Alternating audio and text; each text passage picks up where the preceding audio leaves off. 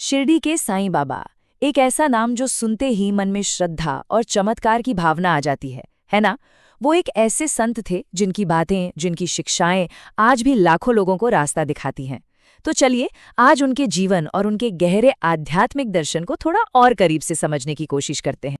अच्छा, साईं बाबा के बारे में एक बहुत ही दिलचस्प बात है। वो रोज चक्की में गेहूं पीसा करते थे।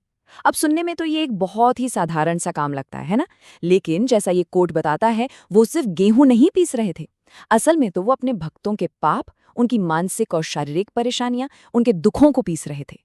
यही यही उनके पूरे दर्शन का सार था। तो चलिए, अब इस चक्की वाले रूपक को, इस मेटाफोर को थोड़ा और गहराई से समझते हैं, क्योंकि यकीन मानिए, बाबा का पूरा दर्शन इसी एक काम में छिपा हुआ है। देखिए, बाबा ने एक कितनी साधारण सी चीज, एक हाथ की चक्की को आध्यात्मिकता का कितना गहरा प्रतीक बना दिया। सोचिए जरा, इस चक्की के दो पार्ट थे। जो नीचे वाला पार्ट है वो था हमारे कर्म, और ऊपर वाला पार्ट वो थी भक्ति। और इन दोनों को चलाता कौन था? वो हाथ था, जो था ज्ञान। तो आखिर इस चक्की में पिस क्या रहा था? बाबा का मानना था कि खुद को जानने से पहले हमें अपने अंदर की जो अशुद्धियां हैं उन्हें पीस कर निकालना होगा। क्या थीं ये अशुद्धियां? हमारी इच्छाएं, हमारे पाप और प्रकृति के 3 गुण, सत्व, रज और तम। और हाँ, इन सबसे ऊपर हमारा अहंकार, हमारा ईगो, उसे भी पीसना जरूरी था। तो ये तो हुई चक्की की बात, पर आखिर ये संत थे कौन?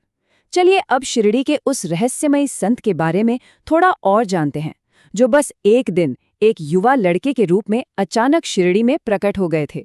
जरा सोचकर देखिए, एक दिन अचानक एक नीम के पेड़ के नीचे एक लड़का बैठा हुआ मिलता है, बिल्कुल अकेला। लेकिन उसके पास आध्यात्मिक ज्ञान का भंडार है। कोई नहीं जानता था कि उसका नाम क्या है, वो कौन है, कहाँ से आया है। बस यही तो साईं बाबा के आगमन का सबसे बड़ा रहस्य है। उनका जीवन मतलब सादगी की जीती जागती मिसाल था। उनके पास था ही क्या? संपत्ति के नाम पर बस कुछ गिनी चुनी चीजें। एक टिन का बर्तन था, पहनने के लिए एक लंबी सी कफनी, सिर पर बांधने के लिए एक कपड़ा और हाथ में एक छोटी सी छड़ी। बस वो भिक्षा मांगकर अपना गुजारा करते थे। मतलब वैराग्य का इससे सच्चा उदाहरण और क्या हो सकता है? और पता है, उस जमाने में जब समाज धर्म के नाम पर काफी बटा हुआ था, बाबा ने एक बहुत बड़ा काम किया। उन्होंने हिंदुओं और मुसलमानों को एक साथ जोड़ा। उन्होंने रामनवमी का त्योहार और मुस्लिमों का उर्स दोनों को एक ही दिन एक साथ मनाने की परंपरा शुरू करवाई। और उनका तो मंत्र ही एक था, अल्लाह मालिक, मतलब ईश्वर एक ही। लेकिन बाबा सिर्फ उपदेश नहीं देते थे, उनका सिखाने का तरीका बिल्कुल अलग था। वो चमत्कारों से सिखाते थे। और मजे की बात यह है कि उनके हर चमत्कार के पीछे एक बहुत गहरा संदेश छिपा होता था। एक कहानी सुनाता हूँ। एक बार क्या हुआ, दुकानदारों ने बाबा को अपने दिए जलाने के लिए तेल देने से मना कर दिया। अब बाबा ने जो किया वो एक ऐसा चमत्कार था जिसे देखकर सबके सब बस हैरान रह गए। पता है उन्होंने क्या किया? बाबा ने तेल की जगह पानी से दिए जला दिए, और वो दिए पूरी रात जलते रहे।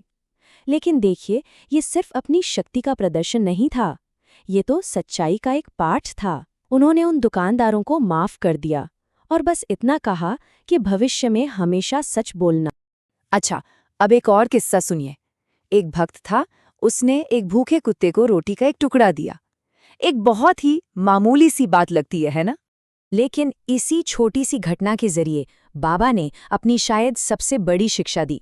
वो शिक्षा थी हर जीव में ईश्वर को देखने की। उन्होंने उस भक्त से क्या कहा जानते हैं? उन्होंने कहा, जिस कुत्ते को तुमने देखा वो और मैं एक ही हैं। जो कोई भी इन सभी प्राणियों में मुझे देखता है वही मेरा सबसे प्रिय है। बाबा के पास ना एक बहुत ही साधारण सी ईंट थी। वो उसे अपने तकिए की तरह इस्तेमाल करते थे। एक दिन हुआ ये कि वो ईंट गलती से टूट गई। अब एक टूटी हुई ईंट से भी उन्होंने गहरी सीख दे दी। सोचिए, एक मामूली सी ईंट के टूटने पर बाबा का इतना दुखी होना, यह हमें क्या सिखाता है? ये हमें सादगी और विनम्रता का महत्व सिखाता है। उन्होंने ये दिखाया कि असली मूल्यवान चीजें महंगी नहीं होती। असली खुशी तो इन छोटी छोटी साधारण चीजों में ही छिपी होती है। तो अब सवाल ये उठता है कि बाबा ने अपने भक्तों को इस आध्यात्मिक रास्ते पर चलने के लिए कौन से साधन दिए? चलिए देखते हैं। एक बहुत ही खास चीज थी उदी। ये उदी बाबा की धुनी यानी उनकी पवित्र अग्नि से निकली राख होती थी। लेकिन ये सिर्फ राख नहीं थी, बिल्कुल नहीं।